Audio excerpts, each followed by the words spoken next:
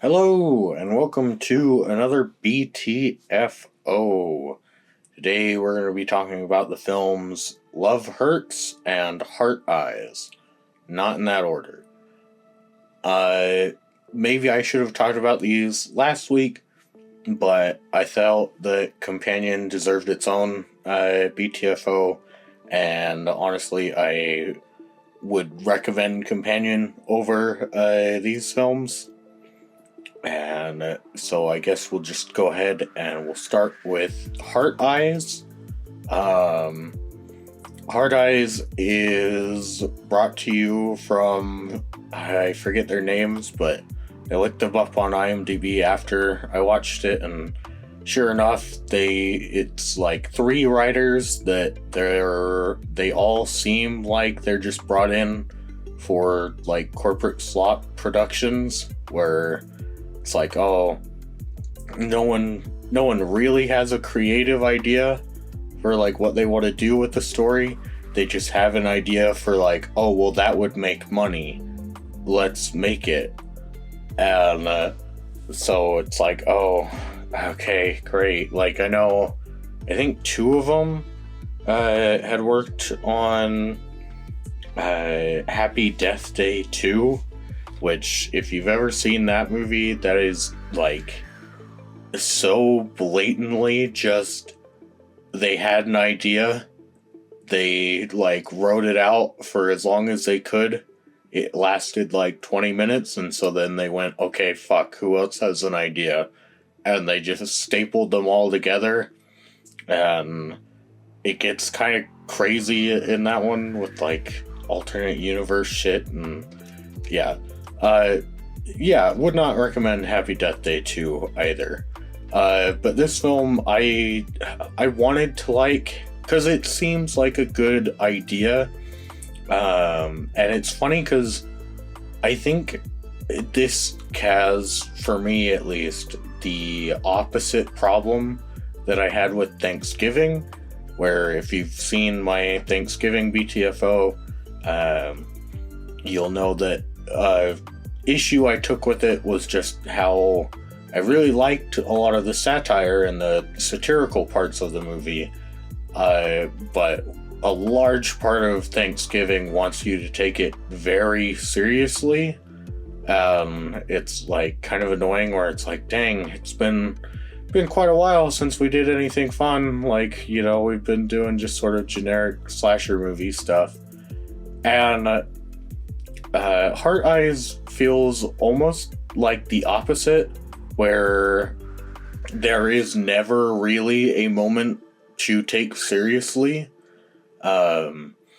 which gets kind of annoying because they have several moments that, like, they do want you to take seriously, but even in those moments, they're constantly undercutting it and, like, throwing in jokes, and like, I gotta say that even as, you know, a Zoomer myself, what the hell, man? Like, the editing in this movie is so attention deficit that, like, it got really annoying, where it was like, god damn it, I want to focus on something. Like, you know, stop cutting around. Like, you know, it's two people talking in a room. You don't need to have 17 cuts. Like, you know, it's okay to focus on them.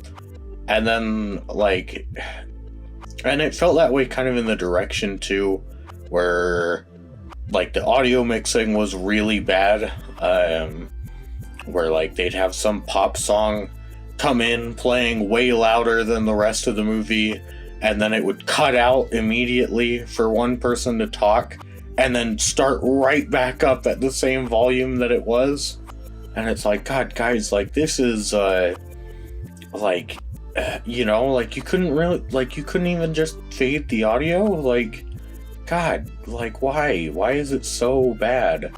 And like, even the characters were, I think the one that stood out the most to me was the main lady. I guess both of the main characters have this boss that she is like in charge of this jewelry company or something, and she only really has like 2 scenes. But the whole time she talks like this, and oh boy, isn't this a funny southern accent?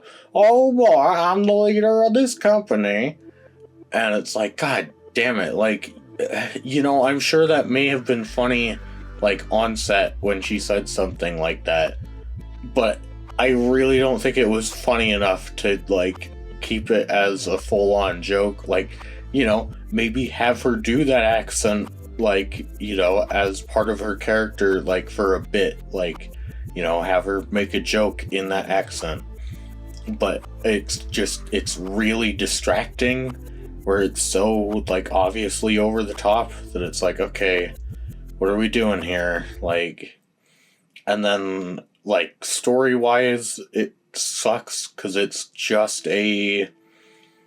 a generic slasher, but it also, like, it feels very, like, it feels like the writers were like, well, yeah, that's what they do in a slasher, right?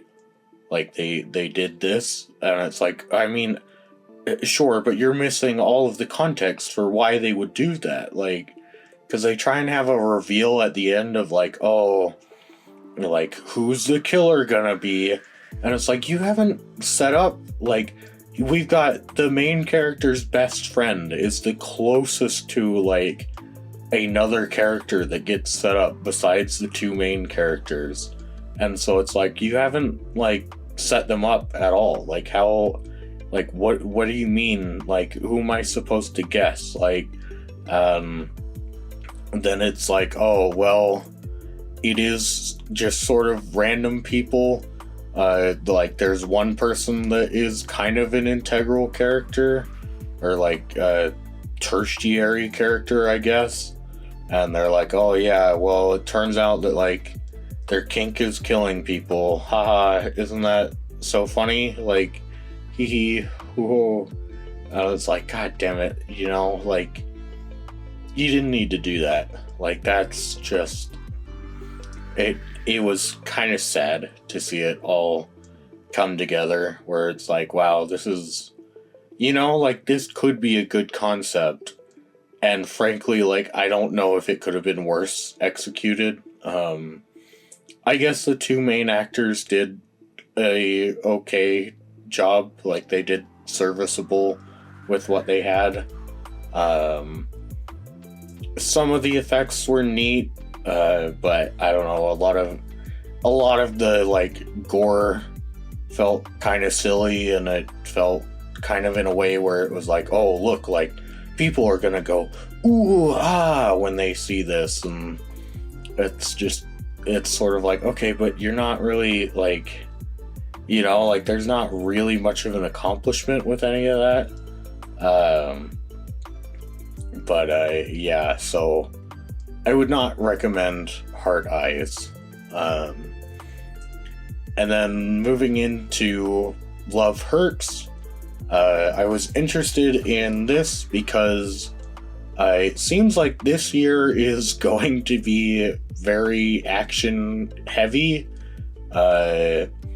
like, filled with John Wick lights, because we've got Love Hurts, which is the first one, and then Novocaine, The Working Man, Nobody 2, The Ballerina, whatever the one with Rami Malek is, that one, the trailer completely, like, gives away the whole movie. And I'm sure there's other ones that I'm forgetting, but I know there's a lot this year that it's like, oh, damn, okay, yeah, like, we're getting a lot of action, like, new wave action movies.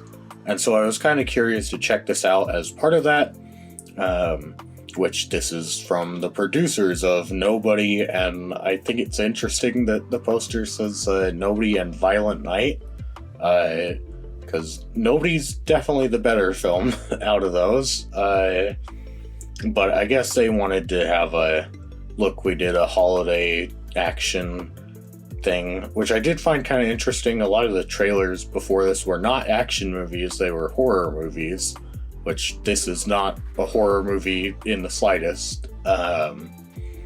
but it's weird because Love Hurts I would kind of describe as a like generically passable action movie where it's not upsetting to me like the other 3 John Wick movies that aren't the first one, or Sisu. You know, it's not, or Monkey Man, that was another one that came out last year that was not very good and had a lot of real major issues with it. Whereas this, it's like there are definitely issues, but I think if you're just sort of going into it looking for like fun fight scenes and neat choreography, it's like, yeah, you'll get that. There's some parts where the way that it's shot, I think, like diminishes from like the action, where it's like I bet that it looks pretty cool if you shoot it a different way, but sometimes it feels like there are like random cuts in what should be like one-er shots. And the story is like, it's decent, but it's fairly weak. Like there's never really any like huge twists or turns, which is kind of interesting because of the way that it's presented, where like if you kept the same story you could have a lot of twists and turns, but they kind of just tell you like right off the bat what's going on, and it's like, oh, okay, like all right, like if you want to do that, that's fine, I guess. And like I think the most egregious problem that I would have with this movie is the use of internal monologue, where several characters at different points in the movie will just like, you'll just hear their thoughts aloud, and it's like, damn, man, you know, I'm a grown-ass adult. This is a rated R movie. I think there's a way that you could have made this story that I don't have to hear what they're thinking to understand what they're thinking. You know, because it's the weird, like, the ones that I found the most annoying were when the main character, there are several times where he's like, oh, I really like my new life. I need to confront my past to move forward. And it's like, yeah, I get that. Like, I've been paying attention. I understand. Why did you need to tell me that? Like, why did you need to add in a narration of this is what's going on? Because I don't know, maybe it is for the whole, like, because it wasn't Netflix that made this, but maybe Universal was trying to push them for like, hey, you know, this is going to be one of those second monitor movies, so could you like add in all these dialogues to tell people what's going on so that like they don't have to pay full attention, which, God, that kind of scares me that might actually be why those are in there. But yeah, it's like I mean, I'd place this definitely below Nobody and the first John Wick, but it would definitely go above John Wick 2, 3, 4, like maybe sit close to John Wick 2, but definitely above 3 and 4 as far as like action movies go. And so would I recommend it? Not really. Like maybe once it comes to streaming, put it on in the background as you're doing something else. Like that might actually be the best way to consume this movie. Yeah, which is kind of sad because again, it's one of those things where like you could do a lot, and it's very clearly some of the action is inspired by Everything Everywhere All at Once, which, you know, makes sense, same star, but, and like, that's neat, but overall doesn't really like carry the movie. Not really. And there are some fun characters, but then there's also some stuff that's just over the top. And I did find it weird, just a last little thought on both of these films, that both of these films involve using a metal straw as a weapon, which, I don't know, I found that a weird coincidence that, yeah, both these movies released same day, both Valentine genre-bending movies, and both of them involve using a metal straw to kill people. So that was really weird. But yeah, that's gonna be my brief thoughts on Love Hurts and Heart Eyes. Not in that order.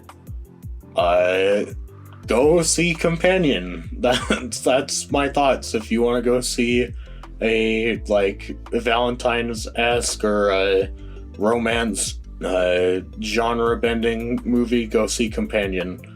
But that's gonna be it. So, bye.